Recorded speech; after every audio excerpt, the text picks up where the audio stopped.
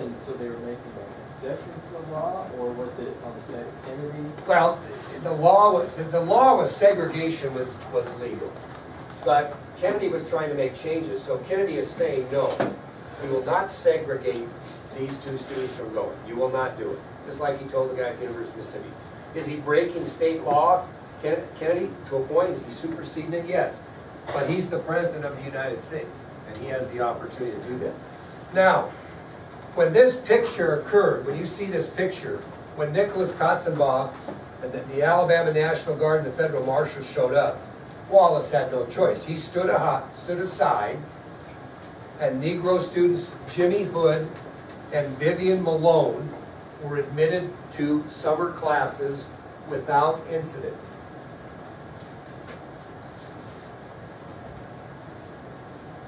Now this is where it gets really important, you understand. Were those students escorted by National Guardsmen to class? No. Kennedy had made his point, and he was getting frustrated. And Jimmy Hood and Vivian Malone were allowed to go to summer classes without incident. Kennedy decided to take action prior to it. No rioting, no violence, because he sent the National Guard and Federal Marshals in prior to that. And that's the lesson he learned. Now, this is where this event becomes so important. That night, that very night, Kennedy addressed the nation on national television about civil rights. That same night that he ordered those two students, Jimmy Hood and Vivian Malone, to summer classes, he addressed the nation on national television about civil rights. Now this is really quite a thing here. The reason that he addressed the nation is he wanted to introduce a civil rights bill that he would soon be sending to Congress. He was going to introduce to the American public a civil rights bill that he was going to be sending to Congress for their approval. This is really crucial because it leads to a couple of things. So that night, President Kennedy addressed the nation on national television, and the reason for his national television speech was to introduce a bill on civil rights that he would be sending to Congress for their approval. The new bill would be eventually called the Civil Rights Act of 1964. This new bill would eventually be called the Civil Rights Act of 1964, maybe one of the most important pieces of legislation passed in this country. Why would it be eventually called the Civil Rights Act of 1964? Takes a lot of time. He will not live to see the passage. It will be passed during the time that Lyndon Johnson serves out the rest of his term. Now, here's some parts of his speech I want you to listen to. You don't have to write down, but this is part of the bill that would eventually be called the Civil Rights Act of 1964. This is what he told the American people. He said, "This nation was founded by men of many nations and backgrounds. It was founded on the principle that all men are created equal. And when Americans are sent to Vietnam or to West Berlin, we do not ask for whites only." In other words, when you get told to serve your country in Vietnam, or you get told to serve your country protecting West Berlin, that's not only for whites. We're glad to take blacks in those cases, right? It ought to be possible, therefore, for American students of any color to attend any public institution they select without having to be backed up by troops. Are we to say to the world, and much more importantly to each other, that this is a land of the free, except for Negroes? That we have no second-class citizens except Negroes? I mean, he kind of got after the American people about, hey, what is our story here? You know, we're the land of the free except for black people. Okay? We're going to send soldiers to Vietnam, and we're not going to say, oh, blacks can't go. We're eager to accept black soldiers. And he made a very good point that I thought was very, very important. Now, the Civil Rights Act of 1964 is going to have to be sold to the American Congress, right? What event that we're going to talk about, not next, but after that, What was the big event that was to promote the Civil Rights Act in 1964? March on Washington. Okay, so it all's going to tie in. But before that, we're going to get to event number 5, which is kind of a sad event. And that was the assassination of Medgar Evers in 1963.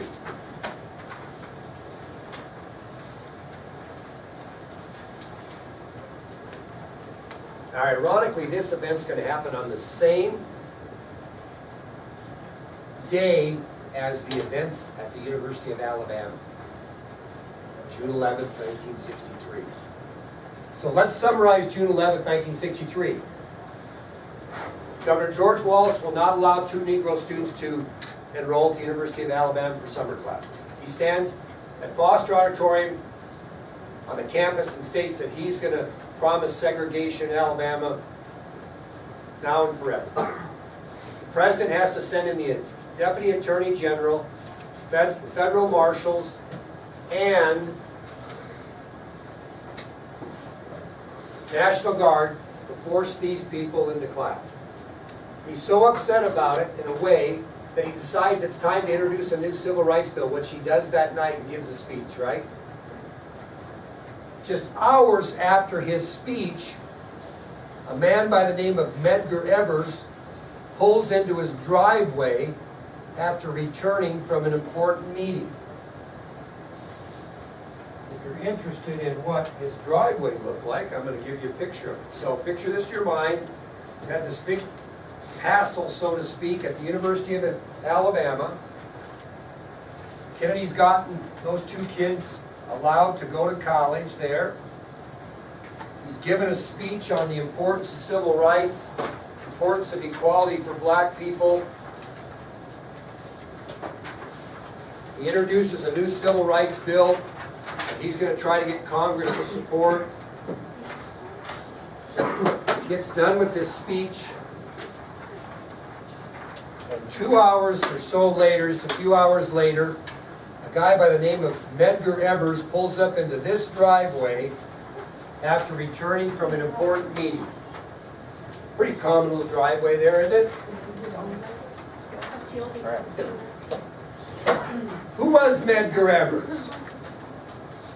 Medgar Evers was the president of the Mississippi NAACP. Medgar Evers was the president of the Mississippi NAACP, National Association for the Advancement of Colored People. Big organization, still exists today. He was the president of the Mississippi NAACP. And he was coming home from an important meeting just hours after Kennedy's speech, and he pulls into his driveway, which you have in front of you. Steps out of his car and is carrying T-shirts that read, "Jim Crow must go." So he was at a rally, an NAACP rally, and they had T-shirts printed that said, "Jim Crow must go." Pulls into his driveway, steps out of his car, carrying T-shirts that read, "Jim Crow must go." And he moves towards his home, which you can see in the picture. And he's shot in the back.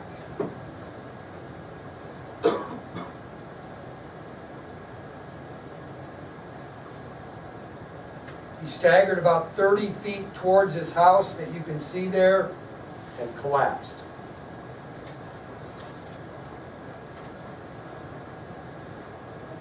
He was rushed to a local hospital where he died less than an hour later.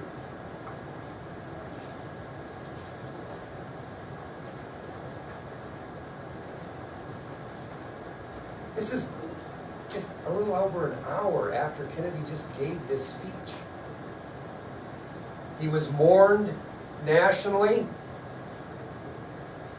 and was buried on June 19th, 1963 in Arlington National Cemetery, where he received full military honors. He was mourned nationally and was buried on June 19th, 1963 in Arlington National Cemetery, where he received full military honors, which tells you that he served our country. we'll see it. It's the last one we'll see of the day. We'll make a big loop, and we will finish at his gravesite.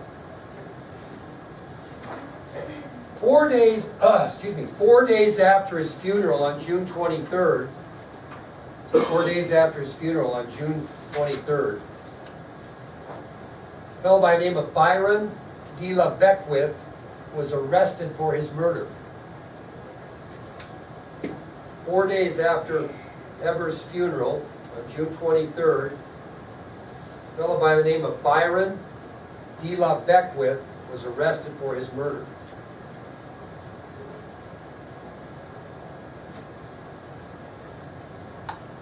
Two separate, all-white juries deadlocked, which allowed Beckwith to escape justice. Two separate, all-white juries could not come up with a consensus to convict him, or were deadlocked.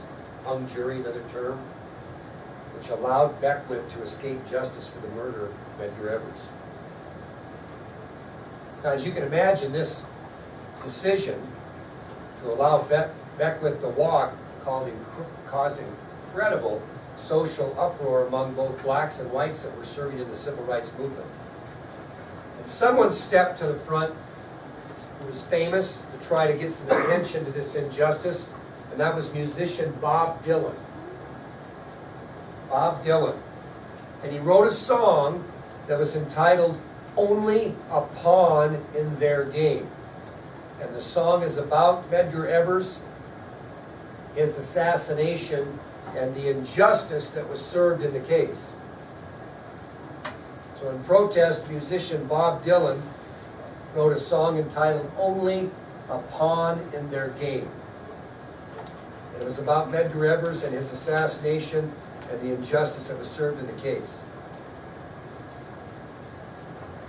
In 1994, 30 years later, new evidence was brought forth and Beckwith was brought back to trial.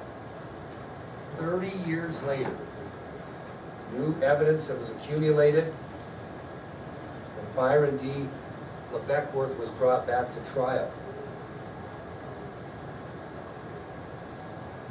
Well, because of the new evidence, yeah. Try something twice. If you have to run, you can. They had to do something though. They had to do something to help with this new evidence. They had to exhume Evers from his grave. So he was exhumed for autopsy, another autopsy, for the trial. Now, and not being gross, but his body was in very good state of preservation. They had done an incredible job of embalming, so they got the evidence they needed for the new trial after exhuming him. And on February 5th of 1994, Beckwith was convicted of murder and given a life sentence 30 years later because of the new evidence. Well, he died in prison in 2001, so he must have been up there. You can think about it. 30 years later, if the guy was 30, he was at least 60. You know, he might have been older, I don't know for sure. But he died in prison in January of 2001. So justice was served in the case of Medgar Evers, because on February 5th, 1994, Beckwith was convicted of murder and given a life sentence before he died in January of 2001. Yeah. Do you know what the evidence was? I really don't. Now, Edgar's body had to be reburied, so they had a new funeral. And the key was that his Edgar's children now had a chance to see their father buried and really kind of what he looked like, because they were so young at the time of his assassination that they had like very little memory of their father at all. So his body was so well preserved, they kind of got the opportunity to watch their father be buried. And it was a very, according to historians, a very healing process for the children, who were much older, obviously at the time, 30 years old. So he was reburied with a new funeral, reburied in Arlington. His children had a chance to see him because they were very young at the time of his assassination and had no memory of their father. Okay, that's just kind of a crazy day, wasn't it? The next event that we're gonna talk about is gonna be the March on Washington. I've got some great information on that. We'll start that on Monday, obviously, because we'll be gone tomorrow to the movie, and we'll kind of press on. I did want to hand you a couple things out, however. They just recently, on January 11th of 2017, named Medgar Evers' home, that picture I gave you, a National Historic Monument. So here is the article on that. I thought you might just enjoy that a little bit, read a little bit about that.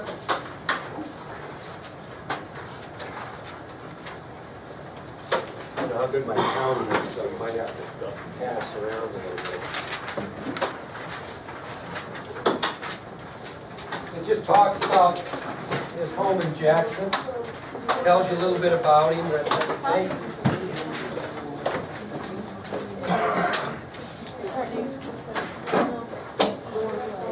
Here's a picture of that one. See that empty spot right there?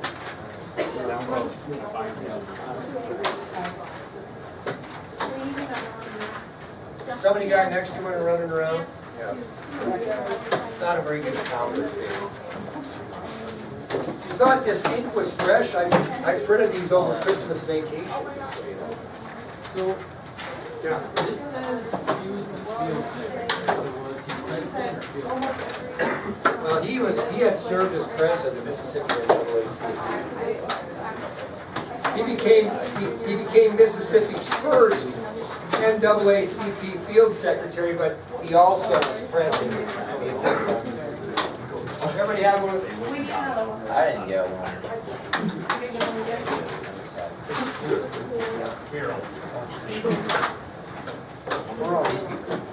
No, I don't.